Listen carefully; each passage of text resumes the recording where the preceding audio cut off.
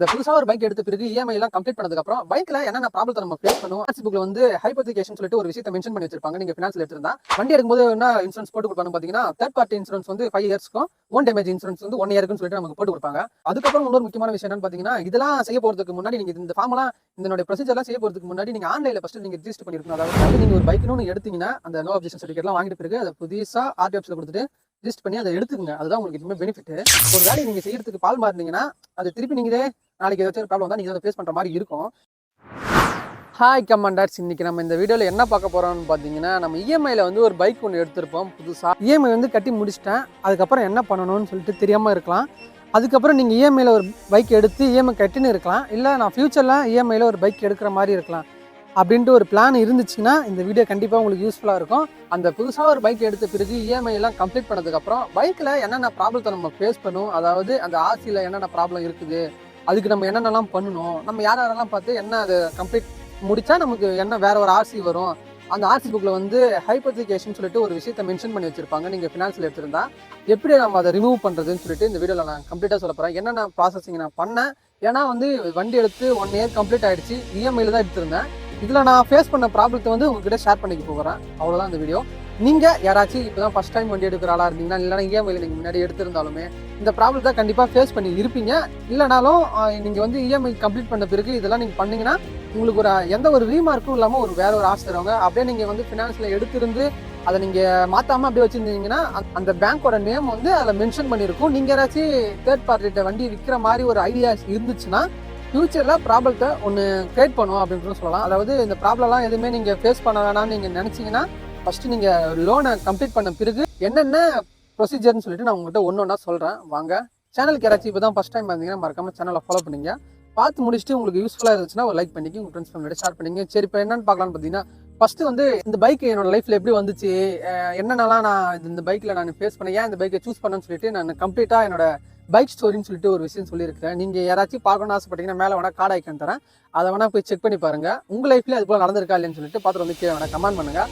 இப்போ இதில் பைக்கில் வந்து நான் 1 இயர் டியூ போட்டிருந்தேன். அதாவது இந்த பைக்கினுடைய காஸ்ட் வந்து ஒரு 2 lakhs கிட்ட வந்துச்சு. நான் வந்து 1 lakh இனிஷியல் அமௌண்ட்டு கட்டி ஒரு பேமெண்ட்டில் இஎம்ஐ போட்டு எடுத்தேன். மிச்ச அமௌண்ட் வந்து நான் இஎம்ஐ போட்டு எடுத்திருந்தேன். அப்போ இஎம்ஐ போட்டு எடுத்துருக்கும் போது எந்த பேங்க்கில் போட்டுன்னு பார்த்தீங்கன்னா HDFC பேங்க்கில் போட்டிருந்தேன். அப்போ வந்து 1 இயர் நம்ம கம்ப்ளீட் பண்ணிட்டோம். 1 இயர் கம்ப்ளீட் பண்ணதுக்கு அப்புறம் என்ன ஆச்சுன்னு பார்த்தீங்கன்னா, நமக்கு வந்து வீட்டில் வந்து அந்த என்ஓசி ஃபார்ம் சொல்லுவாங்களே, நோ அப்ஜெக்ஷன் சர்டிஃபிகேட் சொல்லிட்டு ஒன்று தருவாங்க. அந்த சர்டிஃபிகேட் வாங்கியாச்சு. ஆனால் வண்டி எடுக்க போகிறதுக்கு முன்னாடி என்ன சொன்னாங்க பார்த்தீங்கன்னா, இந்த இன்சூரன்ஸ்னு சொல்லுவாங்க பார்த்தீங்களா, அதாவது தேர்ட் பார்ட்டி இன்சூரன்ஸ்னு சொல்லுவாங்க, ஓன் டேமேஜ் இன்சூரன்ஸ்னு சொல்லுவாங்க. நீங்கள் யாராச்சும் தேர்ட் பார்ட்டி இன்சூரன்ஸ்னா என்ன, ஓன் டேமேஜ் இன்சூரன்ஸ்னா என்னன்னு சொல்லிட்டு நீங்கள் தெரிஞ்சுக்கணும்னு ஆசைப்பட்டீங்கன்னா கீழே வேணால் கமெண்ட் பண்ணுங்கள். நான் அதுக்கு டீட்டெயிலாக கம்ப்ளீட்டாக ஒரு வீடியோ வேணால் அதுக்காக போடுறேன். ஏன்னா இதோட அந்த தேர்ட் பார்ட்டி இன்சூரன்ஸ் நமக்கு ஓன் டேமேஜ் இன்சூரன்ஸ் வந்து எனக்கே தெரியாமல் இருந்துச்சு. இப்போ நான் வண்டி எடுத்து இந்த இன்சூரன்ஸ் ப்ராசஸிங்கில் நான் வந்து போயிட்டு அதை நம்ம ஃபேஸ் பண்ணும்போது தான் எனக்கு அந்த ப்ராப்ளத்தை வந்து இவ்வளோ விஷயம் இருக்கா, இதெல்லாம் நம்ம இப்படி தான் சரி பண்ணுமான்னு சொல்லிட்டு எனக்கு தெரிய வந்துச்சு. அதனால் உங்களுக்கு அது தெரியல, தெரிஞ்சுக்கணும்னு ஆசைப்பட்டீங்கன்னா வேணால் கீழே கமெண்ட் பண்ணுங்கள். நான் அடுத்த வேற ஒரு வீடியோவில் வேணால் அதை இன்சூரன்ஸ் பற்றி கிளியர் கட்டான ஒரு வீடியோஸ் உங்களுக்காக நான் போடுறேன். அதுக்கப்புறம் வண்டி எடுக்கும்போது என்ன இன்சூரன்ஸ் போட்டு கொடுப்பாங்கன்னு பார்த்தீங்கன்னா, தேர்ட் பார்ட்டி இன்சூரன்ஸ் வந்து 5 இயர்ஸ்க்கும் ஓன் டேமேஜ் இன்சூரன்ஸ் வந்து 1 இயருக்குன்னு சொல்லிட்டு நமக்கு போட்டு கொடுப்பாங்க. அதுபோல் வண்டி எடுத்து 1 இயர் கம்ப்ளீட் ஆன பிறகு அந்த ஓன் டேமேஜ் இன்சூரன்ஸ் ஒரு விஷயம் வந்து முடிஞ்சிருச்சு. முடிஞ்ச பிறகு நான் போயிட்டு திருப்பி அந்த இன்சூரன்ஸை கிளியர் பண்ணிட்டு வரணும். எதுக்காக கிளியர் பண்ணணும்னு பார்த்தீங்கன்னா, ஸ்டார்டிங் ஸ்டேஜில் வந்து நம்ம பைக் எடுத்த உடனே நம்ம கையில் ஒரு புது ஆர்சி புக் ஒன்று கொடுத்துருப்பாங்க. அந்த ஆர்சி புக்கில் வந்து பேங்க்கோட நேம் வந்து அதில் மென்ஷன் பண்ணியிருக்கும். அதாவது நீங்கள் இஎம்ஐ போட்டு ஒரு பைக் எடுத்துருந்தீங்கன்னா, எந்த பைக்காக இருந்தாலும் எந்த பேங்க்கில் இருந்தாலும் சரி, அதில் வந்து அந்த பேங்க்கோட நேம் வந்து அதில் மென்ஷன் பண்ணியிருக்கும். ஃபினான்ஸில் இது மாதிரி எடுத்துருக்காங்க சொல்லிட்டு சம் ஹைபோதிகேஷன் சொல்லிட்டு ஒரு விஷயம் ஒன்று சொல்லுவாங்க. அதை நம்ம ரெடியூஸ் பண்ணால் அந்த பேங்க்கோட நேமு எல்லாமே ரீமார்க் எல்லாமே ரெடியூஸ் ஆகிடும். அப்போ வந்து நீங்கள் அந்த ஆர்சி புக்கை எடுத்து பார்த்தீங்கன்னா அதில் அந்த பேங்க்கோட நேம் வந்து அதில் மென்ஷன் பண்ணி வச்சுருப்பாங்க. அதை நம்ம எப்படி ரெடியூஸ் பண்ணணும்னு பார்த்தீங்கன்னா, நான் அப்படி தான் ரெடியூஸ் பண்ணது. அதுக்கு என்ன பண்ணணும்னு பார்த்தீங்கன்னா, ஃபார்ம் 35ன்னு சொல்லிட்டு ஒரு விஷயம் இருக்குது. அதை நம்ம கம்ப்ளீட் பண்ணி, அதாவது ஃபில் பண்ணி நம்ம ஆர்டி ஆஃபீஸில் கொடுத்தா நமக்கு வேறு ஒரு ஆர்சி கொடுப்பாங்கன்னு சொல்லிட்டு நான் இன்ஸ்டாகிராம் அந்த யூடியூப்லாம் போய் பார்த்துருந்தேன். ஆனால் பார்த்ததுக்கு அப்புறம் தான் தெரியுது, இப்போ வந்து அது வந்து ஒரு 2-3 வருஷத்துக்கு முன்னாடியே அந்த ப்ரொசீஜர் இருந்துச்சு. ஆனால் இப்போ வந்து ஃபுல்லாகவே கம்ப்ளீட்டாக ஆன்லைனுக்குள்ளே கொண்டு வந்துட்டாங்க எல்லாத்தையுமே. அதுமாரி நீங்கள் எந்த பக்கமும் போயிட்டு அலையெல்லாம் தேவையில்லை. என்னன்னா நான் இதெல்லாம் ஃபேஸ் பண்ணது, அதாவது இந்த மாதிரி யூடியூப் இந்த இன்ஸ்டாகிராம்லாம் பார்த்துட்டு போய் ஆர்டி ஆஃபீஸ் போய் அங்கே கேட்டு தெரிஞ்சுட்டு அதுக்கப்புறம் நான் என்னோட எக்ஸ்பீரியன்ஸை உங்கள்கிட்ட ஷேர் பண்ணுறேன். இதை ஃபஸ்ட்டு இது எப்படி ஸ்டார்ட் பண்ணணும்னு பார்த்தீங்கன்னா, நம்ம 1 இயர் அதாவது நீங்கள் எவ்வளோ மந்த்தோனா நீங்கள் டியூ அமௌண்ட் கட்டிருக்கலாம். அதை கம்ப்ளீட் பண்ணது பிறகு என்ஓசி ஃபார்ம்னு சொல்லிட்டு ஒன்று பேங்க்லேருந்து உங்கள் வீட்டு அட்ரஸ்க்கு ஒன்று கொடுப்பாங்க. அதாவது நோ அப்ஜெக்ஷன் சர்டிஃபிகேட்னு சொல்லிட்டு சொல்லுவாங்க. அந்த சர்டிஃபிகேட் நீங்கள் வாங்கினதுக்கு அப்புறம் ஆர்சி புக் வந்து உங்களுடைய வண்டி எடுக்கிறப்ப உங்களுக்கு கொடுத்துருப்பாங்க. அதாவது இஎம்ஐ எடுத்திருந்தீங்கன்னா ஒரு 3 months வந்து கழிச்சு நீங்கள் ஆர்சி வாங்கிக்கலாம் அப்படின்னு சொல்லியிருப்பாங்க. அதுக்கப்புறம் நீங்கள் ஆர்சி கையில் இருக்கணும், இன்சூரன்ஸ் கையில் இருக்கணும், இன்சூரன்ஸ் வந்து கரண்ட்டில் இருக்கணும். அதுக்கப்புறம் பொல்யூஷன் சர்டிஃபிகேட்னு சொல்லிட்டு ஒன்று கேட்பாங்க. அதுக்கு வந்து நீங்கள் நியர்பை ஆர்டி ஆஃபீஸுக்கு பக்கத்தில் இருந்தீங்கன்னா போயிட்டு அந்த பொல்யூஷன் சர்டிஃபிகேட்னு சொல்லி எடுத்துக்கலாம். அந்த பொல்யூஷன் சர்டிஃபிகேட் எடுக்க போனதுக்கு ஆனால் நான் ஆர்டி ஆஃபீஸில் போய் எல்லாத்தையும் கம்ப்ளீட் பண்ணிட்டு போய் கொடுக்குறப்போ அந்த பொல்யூஷன் சர்டிஃபிகேட் வந்து இம்பார்ட்டனே பண்ணலை, தேவையே கிடையாது அப்படின்ற மாதிரி தான் சொல்லியிருந்தாங்க எனக்கு. ஆனால் உங்களுக்கு தேவைப்பட்டாலும் படலாம். அதுக்கு என்ன பண்ணணும்னா நியர்பை எங்கன்னா ஆர்டி ஆஃபீஸருக்கு பக்கத்தில் பொல்யூஷன் சர்டிஃபிகேட்னு சொல்லி ஒன்று எடுப்பாங்க, அது எடுத்துங்க. இதுமாரி தான் எடுத்தது. இதோட சார்ஜ் கூட பொல்யூஷன் சர்டிஃபிகேட் எடுக்கும்போது 100 rupees சார்ஜ் பண்ணாங்க. அதுக்கு அதில் வந்து ஃபீஸ் கூட மென்ஷன் பண்ணி வந்தாங்க. சர்டிஃபிகேட்டில் ஒரு ஃபீஸ் போட்டிருந்தாங்க, நம்மகிட்ட சார்ஜ் பண்ணது ஒரு ஃபீஸ் பண்ணியிருந்தாங்க. அது மாதிரி ஆனால் ஒரு 100 rupees சார்ஜ் பண்ணுறாங்கன்னு வச்சுங்களேன். அதுக்கப்புறம் என்ன நமக்கு தேவைன்னா இங்க படுத்துற நிமிஷம்னால தாங்க முடியலையே, தலை வலிக்குதுடா, தலை வலிக்குதே. அதுக்கப்புறம் இன்னொரு முக்கியமான விஷயம் என்னன்னு பார்த்தீங்கன்னா, இதெல்லாம் செய்ய போகிறதுக்கு முன்னாடி நீங்கள் இந்த ஃபார்மெல்லாம் இதனுடைய ப்ரொசீஜர்லாம் செய்ய போகிறதுக்கு முன்னாடி நீங்கள் ஆன்லைனில் ஃபஸ்ட்டு நீங்கள் ரிஜிஸ்டர் பண்ணியிருக்கணும். அதாவது ஆன்லைனில் வந்து அதுக்கு ஆன்லைன்னு சொல்லிட்டு ஒரு ப்ராசஸிங் இருக்குது.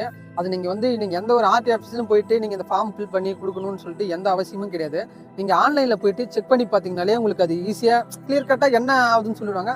அதே போல் நெட் சென்டரில் நீங்கள் பண்ணலாம், இல்லை உங்கள் மொபைல் ஃபோன்லேயே கூட நீங்கள் பண்ணலாம். அதுவும் உங்களுக்கு எப்படி பண்ணணும்னு தெரியல, உங்களுக்கு அது தேவைப்பட்டுச்சுன்னா அதுக்கு கூட கீழே கமெண்ட் பண்ணுங்கள். நான் வந்து இந்த பேமெண்ட் பண்ணது எல்லாமே மொபைல் ஃபோன் தான் வச்சு பண்ணது, எப்படி பண்ணேன் எதை பண்ணேன் அதில் என்னென்ன ஃபார்முலா ப்ரொசீஜர் இருக்குன்னு சொல்லிட்டு எல்லாத்தையும் நான் கம்ப்ளீட்டாக உங்களுக்கு சொல்கிறேன். வேணும்னா வேணால் கமெண்ட் பண்ணுங்கள். அதுக்கப்புறம் இதெல்லாம் நம்ம ஃபில் பண்ணிவிட்டு, அதாவது ஆன்லைன் நம்ம பேமெண்ட் பண்ணியாச்சு, அதுக்கப்புறம் நம்ம என்ஓசி ஃபார்ம் வாங்கியாச்சு, ஆர்சி வாங்கியாச்சு, இன்சூரன்ஸ் போட்டாச்சு, பொல்யூஷன் சர்டிஃபிகேட் வாங்கியாச்சு. இதெல்லாம் எடுத்துன்னு போயிட்டு நம்ம ஆர்டி ஆஃபீஸில் கொடுக்கணும்.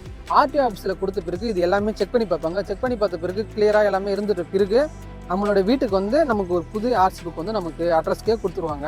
அந்த ஆர்சியில் வந்து எந்த ஒரு ரீமார்க்குமே இல்லாமல் இருக்கலாம். இவ்வளோதான் இதனுடைய ப்ரொசீஜர். அதாவது ஒரு இஎம்ஐயில் வந்து நீங்கள் ஒரு பைக் ஒன்று எடுக்கிறீங்கன்னா இந்த ப்ரொசீஜர் தான் நீங்கள் ஃபாலோ பண்ணணும். ஆனால் நான் இதுக்கு முன்னாடி போயிட்டு இந்த யூடியூப்லாம் தேடி பார்க்கும்போது அவங்க ஒவ்வொருத்தவங்களும் ஒவ்வொரு மாதிரி சொல்கிறாங்க. ஆனால் எனக்கு எதுவுமே புரியல. ஆனால் அந்த புரியாத ஒரு விஷயத்தை வந்து திரும்ப பார்த்து செய்யும் போது, அதாவது போய் ஆர்டி ஆஃபீஸ் எல்லாத்தையும் செக் பண்ணி வீடு வரும்போது தான் இந்த விஷயம் நடந்துச்சு. இதோட இன்னொரு முக்கியமான விஷயம் என்னன்னு பார்த்தீங்கன்னா, நீங்கள் லோன் வந்து கம்ப்ளீட் ஆகிடுதுல்ல, உங்களுக்கு வந்து லோன் கம்ப்ளீட் ஆன பிறகு நோ அப்ஜெக்ஷன் சர்டிஃபிகேட்னு சொல்லிட்டு பேங்க்லேருந்து ஒன்று கொடுப்பாங்க. அவங்க கொடுத்ததுலேருந்து 3 மாதம் டைம் கொடுப்பாங்க. அந்த மாதத்துக்குள்ளேயே போயிட்டு நீங்கள் ஆர்டி ஆஃபீஸில் பார்த்துட்டு இந்த ஃபார்ம்லாம் சப்மிட் பண்ணிட்ட பிறகு நீங்கள் அவங்ககிட்ட புதிய ஆர்சி புக்கு வாங்கிக்கணும். இல்லை நமக்கு தான் என்ஓசி ஃபார்ம் வந்துருச்சு, நமக்கு எந்த ஒரு ப்ராப்ளமும் இல்லைன்னு சொல்லிட்டு நீங்கள் அப்படியே விட்டுட்டிங்கன்னா, திருப்பி நாளைக்கு ஏதாச்சும் தேர்ட் பார்ட்டிகிட்ட விற்கிற மாதிரி ஒரு ஐடியாஸ் இருந்துச்சுன்னா, இது உங்களுக்கு இவ்வளோ ப்ராப்ளம் இருக்குது, இதெல்லாம் நீங்கள் ஃபேஸ் பண்ணி தான் ஆகணும். அதுக்காக நீங்கள் யாராச்சும் இஎம்ஐ இவ்வளோ கஷ்டப்பட்டு ஒரு பைக் ஒன்று எடுத்திருப்பீங்க, இவ்வளோ ப்ராசஸிங் இவ்வளோ பணத்தை கட்டி, இதெல்லாம் மீறி அந்த ஒரு வேலையை நீங்கள் செய்யறதுக்கு பால் மாறினீங்கன்னா, அது திருப்பி நீங்களே நாளைக்கு ஏதாச்சும் ஒரு ப்ராப்ளம் வந்தால் நீங்கள் தான் அதை ஃபேஸ் பண்ணுற மாதிரி இருக்கும். ஏன் அதை நான் சொல்ல வரேன்னு பார்த்தீங்கன்னா, நம்ம ரொம்ப கஷ்டப்பட்டு ஒரு பைக் ஒன்று எடுத்திருப்போம். அதாவது இந்த பைக்கு தான் அப்படின்ற மாதிரி எல்லா விஷயத்துக்கும் காம்ப்ரமைஸ் பண்ணிக்கிட்டு ஏற்றுக்கிட்டு போய்கிட்டு வந்துட்டு தான் நம்ம பைக்கை எடுத்திருப்போம். அந்த பைக்கை எடுத்ததுக்கு அப்புறம் நம்ம அது சொந்தம் அப்படின்னு சொல்லிக்கிறதுக்காக அந்த ஆர்சியில் வந்து எந்த ஒரு ரீமார்க்கும் இல்லாமல் நம்ம பார்க்கும்போது அப்போதான் நமக்கு ஒரு நிம்மதினு ஒன்று கிடைக்குன்னு வச்சுக்கலாம். என்னுடைய முயற்சி அது பலன் அளிக்காமல் போகாது. அதாவது நீங்கள் ஒரு பைக்குன்னு ஒன்று எடுத்தீங்கன்னா அந்த நோ அப்ஜெக்ஷன் சர்டிஃபிகேட்லாம் வாங்கிட்ட பிறகு அதை புதுசாக ஆர்டி ஆஃபீஸில் கொடுத்துட்டு லிஸ்ட் பண்ணி அதை எடுத்துக்கோங்க. அதுதான் உங்களுக்கு எப்பவுமே பெனிஃபிட்டு. அதாவது அந்த சைடில் வேணால் அந்த ஷோ பண்ணுறேன், அதோட ஆர்சியில் வந்து அந்த பேங்க் நேம் வந்து மென்ஷன் பண்ணியிருப்பாங்க. அதுக்கப்புறம் இந்த ப்ரொசீஜராக நம்ம முடிச்சதுக்கப்புறம் நமக்கு வேற ஒரு ஆர்சி புக் ஒன்று கொடுப்பாங்கல்ல, அதில் வந்து எந்த ஒரு பேங்க் நேமுமே எதுவுமே மென்ஷன் பண்ணியிருக்க மாட்டாங்க. அதுக்கு நம்ம இதுமாரி இவ்வளோ ப்ராசஸிங் நம்ம பண்ணி முடிச்ச பிறகு நமக்கு புதிய ஆர்சியை கொடுத்துருவாங்க. இவ்வளோதான் இதனுடைய பைக்கில் வந்து நீங்கள் எடுத்து இஎம்ஐ ஆப்ஷன்லாம் கம்ப்ளீட் பண்ணதுக்கு அப்புறம் அது இவ்வளோ ப்ரொசீஜர் இருக்குது. அதே மாதிரி நீங்கள் இன்சூரன்ஸ் வந்து எதுவாக இருந்தாலும் சரிங்களா, கரண்ட்லேயே வச்சுங்க, அது உங்களுக்கு யூஸ்ஃபுல்லாக இருக்கும். கொஞ்சம் ஏதாச்சும் டிலே ஆகிடுச்சுன்னா அதை நீங்கள் உடனே வந்து ரினியூவல் பண்ணி திருப்பி அந்த இன்சூரன்ஸ் போட்டுங்க. ஓன் டேமேஜ் இன்சூரன்ஸாக இருக்கட்டும், தேர்ட் பார்ட்டி இன்சூரன்ஸாக இருக்கட்டும், அதை நீங்கள் கரெக்டாக வச்சுருக்கனால உங்களுக்கு எல்லா விதத்துலேயும் அது பெனிஃபிட்டாக தான் வந்து உங்களுக்கு இருக்கும். எல்லாவும் பார்த்துப்பா. ரொம்ப நன்றி. அவ்வளோதான் இதனுடைய வீடியோ. பார்த்தீங்கன்னா இஎம்ஐயில் எடுக்கிறவங்களுக்கு வந்து என்னென்ன ப்ராப்ளத்தை ஃபேஸ் பண்ண வேண்டியது இருக்கும் சொல்லிட்டு இந்த வீடியோவில் நான் சொல்லியிருப்பேன். இந்த வீடியோ உங்களுக்கு யூஸ்ஃபுல்லாக இருக்கும்னு நினைக்கிறேன். அப்படி யூஸ்ஃபுல்லாக இருந்துச்சுன்னா ஒரு லைக் பண்ணிட்டு உங்கள் ஃப்ரெண்ட்ஸ் ஃபேமிலியோட ஷேர் பண்ணிங்க. இதோ போல் அடுத்து வேறு ஒரு இன்ட்ரெஸ்டிங்கான வீடியோவில் பார்க்குறேன்.